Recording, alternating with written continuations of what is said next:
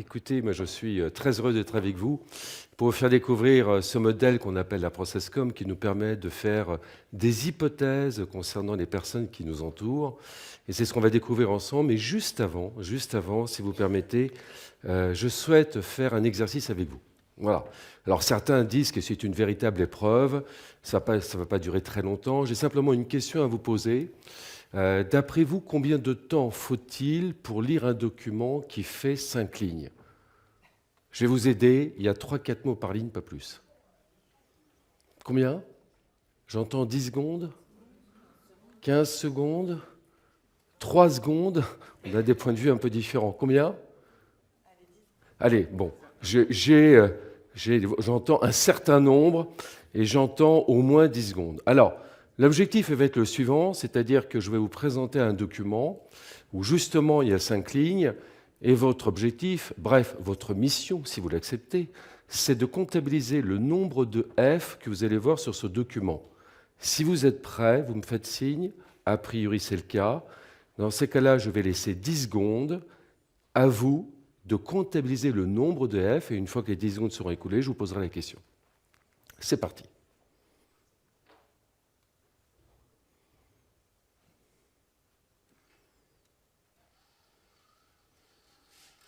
Il me semble que ça fait 10 secondes. Combien vous en avez vu? Allez, pour certains qui en ont vu un, levez la main. 2, 3, 4, 5, 6, 7. Alors déjà, bienvenue dans le monde de la communication, puisqu'à priori, on ne voit pas tous la même chose. Alors, on regarde ensemble. Alors je pourrais continuer indéfiniment, et au bout, à mon avis, de 10 minutes, on pourrait se mettre d'accord sur le nombre de F. Alors, combien de F y a-t-il? Eh bien, si vous regardez avec moi, et nous prenons le temps, 1, 2, 3, 4, 5, et en effet 6.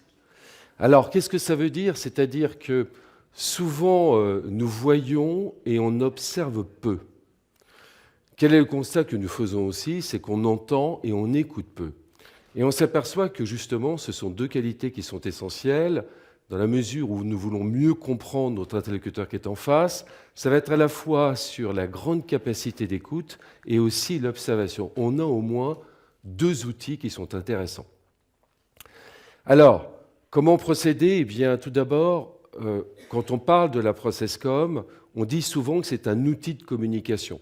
Sauf que si on parle d'outil de communication, on parlerait d'une technique de com, et ce n'est pas suffisant. Pourquoi? Parce que si nous regardons ceci, une personne qui maîtrise son sujet, en général, elle a déjà un savoir. Ce savoir, c'est ce savoir métier, scientifique, technique. Ceci dit, on voit bien que nous sommes en interaction avec nos interlocuteurs.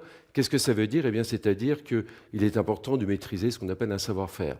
Le savoir-faire en process communication, qu'est-ce que ça veut dire? C'est-à-dire que ce sont des techniques de communication. En l'occurrence, on parlera tout à l'heure de canaux de communication.